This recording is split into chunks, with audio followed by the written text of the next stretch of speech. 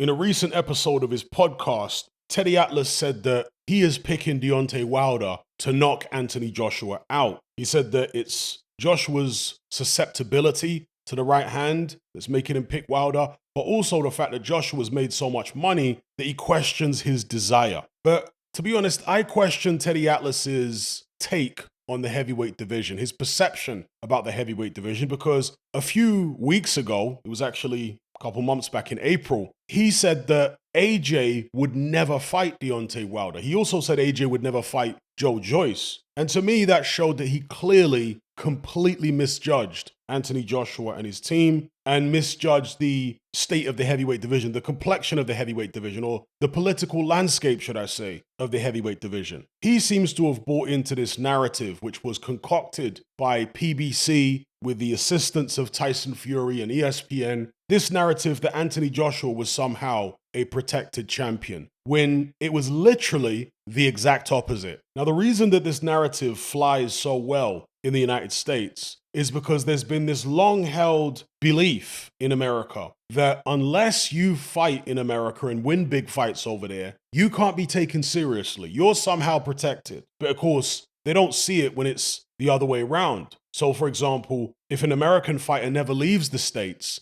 he doesn't lose any points in their minds. And they don't see him as being any less because of the fact he's never fought outside of his home country. I mean, Floyd Mayweather, he never had a championship fight outside the United States, to the best of my recollection, but yet he was still put up on a pedestal and all that kind of thing. You know, for me, it's really not about where you fight, it's about who you fight. And when Anthony Joshua was champion, he was fighting the best available opponents. Every time he stepped out, he tried to make the Deontay Wilder fight on several occasions, tried to make the Tyson Fury fight. So again, this perception that people have that he was somehow protected is totally erroneous. The truth is, Anthony Joshua was actually rushed. He was actually put in championship fights long before he was ready for them. I think it was his, 16th fight when he fought Charles Martin, 15th or 16th. He shouldn't have had a world title fight until he was at least 23, 24-0, maybe more. And when I say he wasn't ready, it doesn't just come down to the number of fights. It's to do with where you're at as far as your development. Some fighters develop really quick. Other fighters, it takes more time. With Anthony Joshua, he had, I think, 40-something amateur fights. And you could see as a pro, he was still a bit raw, a bit novice-y in his moves.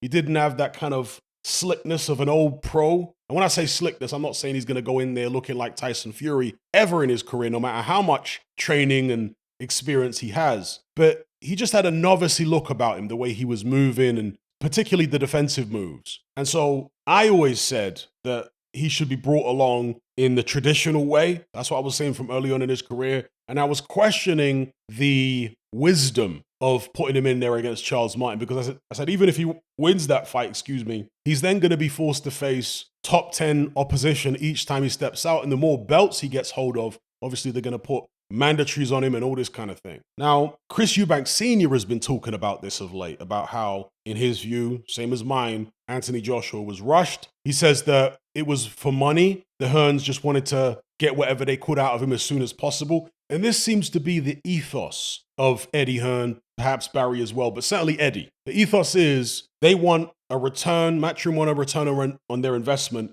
as soon as possible. Now, that's not to say that they're forcing fighters to take tough fights before they're ready, but let's just say they're not shying away from it.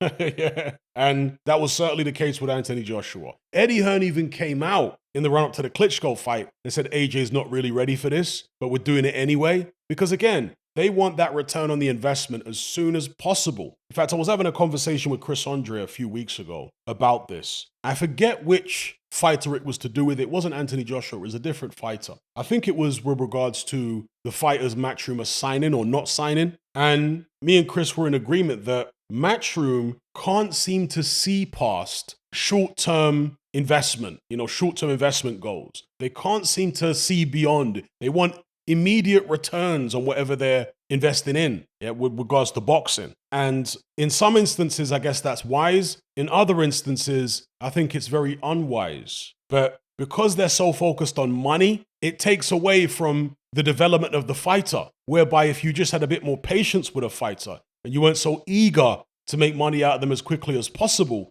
you might actually make more money from them in the long run if you weren't in such a rush. But there you go. Different promoters, different business people have different ideologies and strategies as far as, how to make money in this game. So yeah, with Teddy Atlas saying that Anthony Joshua would never fight Wilder and never fight Joyce, it's absurd. He's fought so many top fighters along the way before he was ready, tried to make the Wilder fight when he was champion, tried to make the Tyson Fury fight. And with Joe Joyce, Anthony Joshua, let's be real, he used to beat Joe Joyce up for fun in the gym. That's what he used to do. Anthony Joshua has no fear of Joe Joyce at all. Again, this is where Teddy Atlas has completely misjudged the whole situation. If Anthony Joshua and his team were going to avoid any fight at this stage of his career, because he's not champion anymore, he's lost several times, okay? It's only now that Joshua's team, Eddie Hearn and so on, are pumping the brakes a little bit, now that he's lost 3 times. Before then, there were no brakes.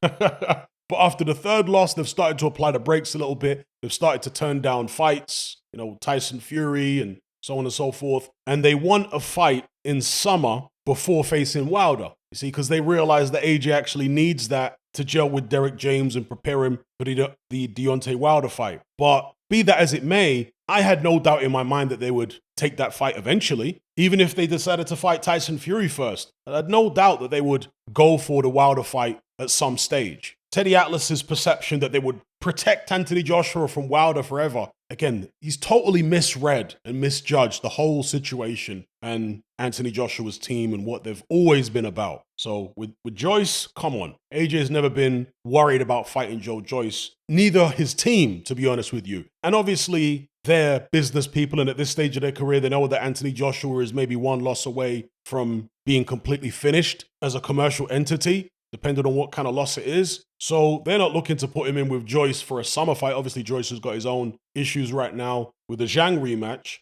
But let's say Anthony Joshua regained the heavyweight title and Joe Joyce was his mandatory. They're not going to swerve that fight. I've never had the impression that AJ was ever at all worried about Joe Joyce or his team. The Wilder fight, I think they've always seen as far more dangerous. And I am a little surprised, actually, that they decided to target the Wilder fight before the Fury fight. Because for the longest time, they were openly saying that they thought Fury's style suited AJ better than Wilder. And I still think that's the case. So yeah, I'm a little surprised they're going for Wilder before Fury. Obviously, the Wilder fight pays a lot more money than the Fury fight, at least the Fury fight at Wembley. The Wilder fight pays a lot more in Saudi Arabia than that. So are they just going for the money? Is that all it's about? Or do they think Wilder's there for the taking? Because some people do. Some people think that we're underestimating how shop-worn Deontay Wilder is at this stage. He's actually got more miles on the clock than people realize, and he's more vulnerable than people realize. But obviously, when he's chucking these right hands and knocking people out cold, it can distract you from that. So time will tell and we will see. But I just wanted to make a video about Teddy Atlas's most recent comments saying, because he hasn't, to my knowledge, maybe I'm wrong if I haven't seen the entire episode or whatever, but has Teddy Atlas acknowledged that he was wrong about AJ never fighting Wilder? Obviously, the fight is not signed yet, but that appears to be the direction that AJ and his team are going in.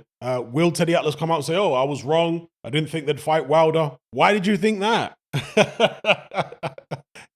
You completely misjudged the whole thing. Got caught up in the smoke screen and the propaganda that was concocted by PBC and Tyson Fury and all this kind of thing. And, the Joe Joyce fight, that's even less understandable. That's even a bigger misjudgment on Teddy Atlas's part, in my view. And by the way, I'm not saying that Teddy Atlas is wrong about Deontay Wilder knocking Anthony Joshua out. That could certainly happen. I can see why most people think it will happen. So that part of his analysis is not what I really take issue with. It's just the general misreading of the heavyweight landscape. Anyway, I'll leave it there. Let me know what you guys think about all this in the comment section below. Are you sick and tired of the mainstream mindset? Does the dogmatic conformity and pathological ignorance have you tearing your hair out in frustration? Then don't be alone. Come and join our brotherhood on Patreon. We stand as a beacon of reason against an army of insanity. You'll gain access to my weekly topical podcast where we take more deep dives than Jacques Cousteau on an endless variety of subjects. There's also videos, interviews, live Q&As, as well as a vast back catalogue of previous episodes, including my popular Confessions of a Nightclub Bouncer series. You can listen via the Patreon app or download in high-quality MP3. Connect with myself and hundreds of other members in our Element chat group. There's no contract, no commitment, you can cancel at any time, and it's cheaper than a Mickey D's McMuffin. Just head to my Patreon page via the link below this video and select the tier called the Brotherhood of Reason. I'll see you over there.